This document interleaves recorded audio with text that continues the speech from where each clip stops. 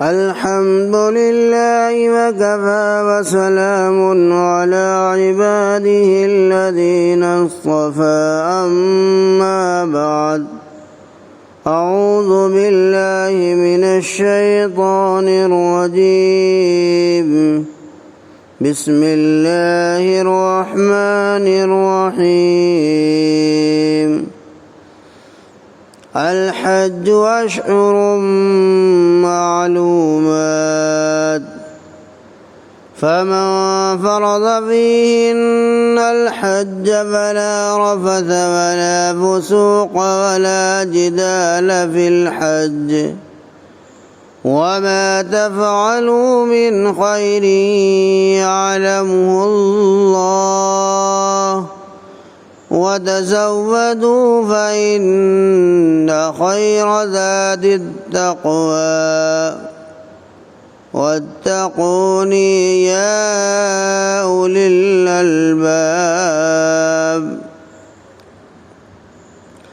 حج کے چند متعین مہینے ہیں جو ان میں حرام باندھ کر اپنے آپ پر حج لازم کر لے تو پھر وہ حج میں نہ کوئی فحش بات کرے، نہ گناہ اور نہ جھگڑا، اور تم جو بھی اچھے کام کرتے ہو اللہ اس کو جانتا ہے۔ اور ہاں، راستے کا توشہ لے لیا کرو، بہترین توشہ تقویٰ ہے۔ اور اے اصحاب عقل و دانش، مجھی سے ڈرتے رہا کرو۔ قرآن کریم کی اس آیت کے اندر حج کے وقت کا تذکرہ ہے اور حاجی کے لیے جو آداب ہے اس کا تذکرہ ہے۔ زمانہ حج کے متعلق ارشاد ہے الحج اشہر معلومات، افعال حج کے لیے چند مہینے ہیں جو مشہور و معلوم ہے، یعنی پورا ماہ شوال، پورا ماہ ذی قعدہ اور 10 تاریخیں ماہ ذی الحجہ کی۔ اصل ارکان حج تو ذی الحجہ کے دوسرے ہفتے میں ادا ہوتے ہیں، مگر احرام میں حج شوال ہی سے بندھنا شروع ہو جاتا ہے۔ عرب میں جاہلیت سے لے کر زمانہ اسلام تک یہی مہینے حج کے مقرر رہے، اور شوال سے حج کے مہینے شروع ہونے کا مطلب یہ ہے کہ اس سے پہلے حج کا احرام باندھنا جائز نہیں۔ بعض ائمہ کے نزدیک تو قبل شوال کے احرام سے حج کی ادائیگی نہیں ہو سکتی، لیکن ہمارے ہیں احناف یعنی امام حنیفہ رحمۃ اللہ علیہ کے نزدیک اس احرام سے حج تو ادا ہو جائے گا مگر مکروہ ہوگا۔ محترم سامعین، آگے حاجیوں کے لیے کچھ آداب کا تذکرہ، یعنی حالت احرام میں جن امور سے پرہیز کرنا لازم ہے وہ 3 چیزیں بیان کی گئی۔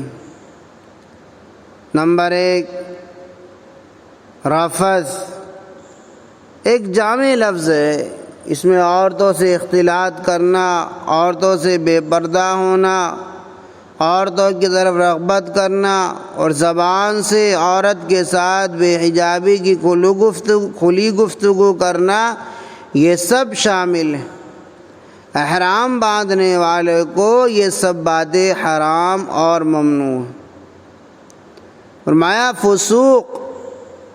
فسوق کے مطلب نافرمانی کے ہیں جو اپنے عام معنی کے اعتبار سے تمام گناہوں کو شامل ہے، مگر بعض مفسرین نے اس جگہ فسوق سے وہ خاص کام جو حالت احرام میں ممنوع اور ناجائز ہیں مراد لیے ہیں، یعنی وہ چیزیں جو اصل سے تو گناہ نہیں مگر احرام کی وجہ سے ناجائز ہو جاتی ہیں۔ وہ 6 چیزیں ہیں۔ نمبر 1 بیوی کے ساتھ مباشرت اور اس کے تمام متعلقات، دوسرے خوشبو استعمال کرنا، تیسرے بدن سے بال دور کرنا یا ناخن کاٹنا، چوتھے خشکی کے جانور کا شکار کرنا، پانچویں سلے ہوئے کپڑے پہننا، یہ صرف مردوں کے لیے خاص ہے۔ چھٹے سر اور چہرے کو ڈھانکنا، سر کا ڈھانکنا صرف مردوں کے لیے ممنوع ہے، عورتوں کے لیے نہیں۔ تیسرا بیان کیا؟ جدال، فلا رفث ولا فسوق ولا جدال فی الحج، جدال جھگڑے، تکرار اور سخت قسم کے نزاع کو کہتے ہیں۔ باہم لڑائی، جھگڑا، فسوق و گناہ تو ہر جگہ ہر حال میں مذموم اور برا ہے، لیکن حالت حرام میں اس کا گناہ اور شدید ہو جاتا ہے۔ ممنوعات حرام بیان فرمانے کے بعد ہدایت دی گئی کہ حج کے مبارک ایام اور مقدس مقامات میں تو صرف یہی نہیں کہ ممنوعات حرام اور گناہوں سے بچو، بلکہ موقع غنیمت جان کر عبادت، ذکر اللہ، نیک کاموں میں لگے رہو، اور جو بھی نیک کام کرے گا وہ اللہ کے علم میں ہے، اس پر بہت کچھ اجر و ثواب عطا فرمائے گا۔ یونانی طبیب موسم بہار میں مصفیات پلاتے ہیں اور سردیوں کے موسم میں مقویات دیتے ہیں، کیونکہ ان دواؤں کو ان موسموں کے ساتھ خاص مناسبت ہے۔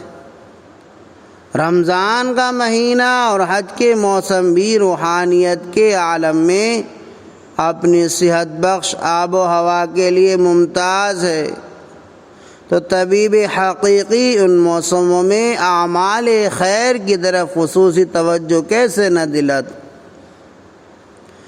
آگے سفر کے خرچ کے متعلق ہدایات ہیں۔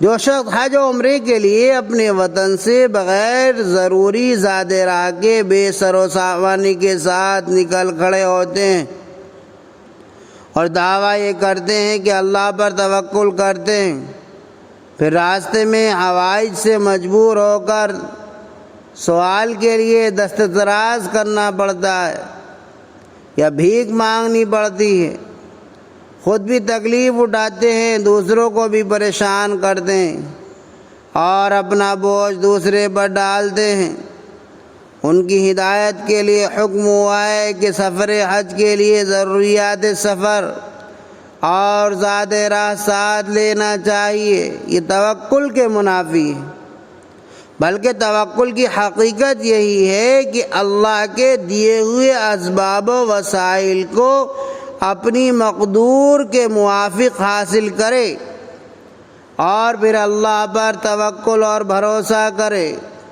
ترک اسباب کا نام توکل نہیں۔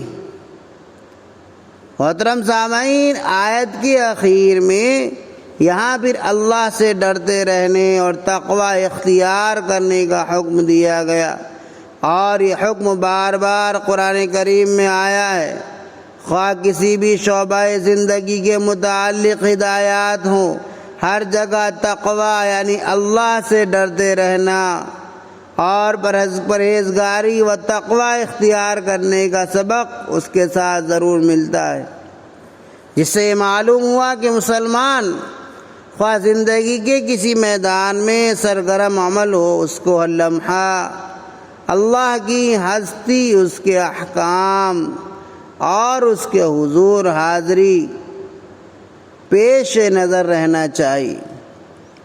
دعا کیجیے کہ اللہ تعالی ہمیں حج مبرور و مقبول نصیب فرمائے۔